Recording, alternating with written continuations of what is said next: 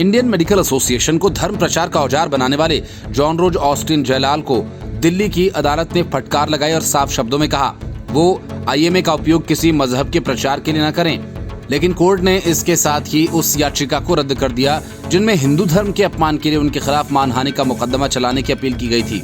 Additional session जज अजय गोयल ने ये फैसला सुनाया।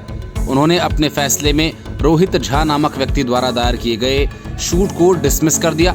इस दौरान जज ने पाकिस्तान के कट्टरवादी इस्लामी कवि मोहम्मद इकबाल की पंक्तियां मजहब नहीं सिखाता आपस में बैर करना भी सुनाया। उम्मा के पैरोकार अल्लामा इकबाल ने मुस्लिम हैं हम वतन है सारा जहां हमारा लिखा था और मूर्ति पूजा का माखौल उड़ाया था।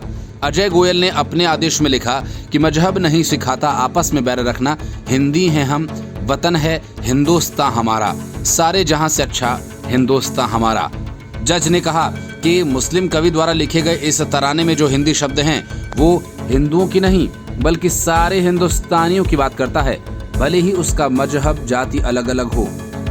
जज गोयल ने आगे लिखा कि यही तो सेक्युलरिज्म की सुंदरता है। अदालत ने कहा कि डॉक्टर जयलाल ने सुनवाई के दौरान आश्वासन दिया कि वो आगे इस तरह की गतिविधियों में लिप्त नहीं रहेंगे, इसलिए उनके खिलाफ कोई आदेश देने की जरूरत नहीं है। दिसंबर 2020 में भारत में मेडिकल प्रोफेशनल्स का सबसे बड़ा संगठन आईएमए के अध्यक्ष बनाए गए जॉन रोज ऑस्टिन जयलाल पर आरोप है कि वो आईएमए को ढाल बनाकर अपने पद का दुरुपयोग करते हुए राष्ट्र को गुमराह कर रहे हैं और हिंदुओं को धर्मांतरण करने के लिए उकसा रहे हैं। याचिका में डॉक्टर जयलाल के इंटरव्यूज और लेखों का हवाला देते हुए मांग की गई थी कि आईएमए अध्यक्ष को ऐसा कुछ भी लिखने या मीडिया में बोलने से मना किया जाए जो हिंदू धर्म या आयुर्वेद का अपमान करते हों।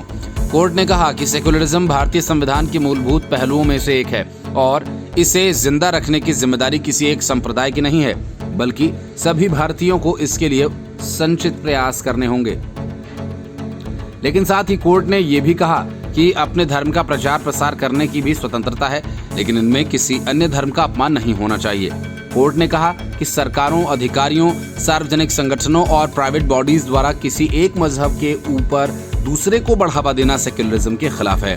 उन्होंने कहा कि ऐसी हरकतें निष्पक्षता को किनारे करती हैं, भेदभाव को बढ़ावा देती हैं और बराबरी के व्यवहार को खत्म करती हैं।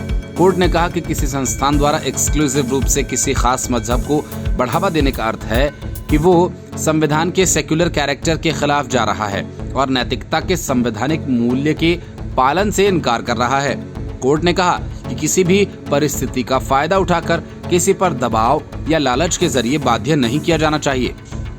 कोर्ट ने याद दिलाया कि सुश्रुत सर्जरी के देवता हैं और सर्जरी एलोपैथी का अहम हिस्सा है। अदालत ने कहा कि ये विवाद एलोपैथी और आयुर्वेद का बन गया है, लेकिन वो इस पर टिप्पणी नहीं करना चाहेंगे। उन्होंने कहा कि इलाज की सभी विधियां महत्वपूर्ण हैं। परिस्थिति के हिसाब से सभी के अपने फायदे और नुकसान हैं। साथ ही चेताया कि बड़े पदों पर बैठे लोगों को गैर जिम्मेदाराना बयान नहीं देना चाहिए। उन्होंने कहा कि आईएमए का उद्देश्य मेडिकल कर्मचारियों का हित है। इस मंच का इस्तेमाल किसी के मजहब के प्रचार प्रसार में न हो। Bureau report, news of India.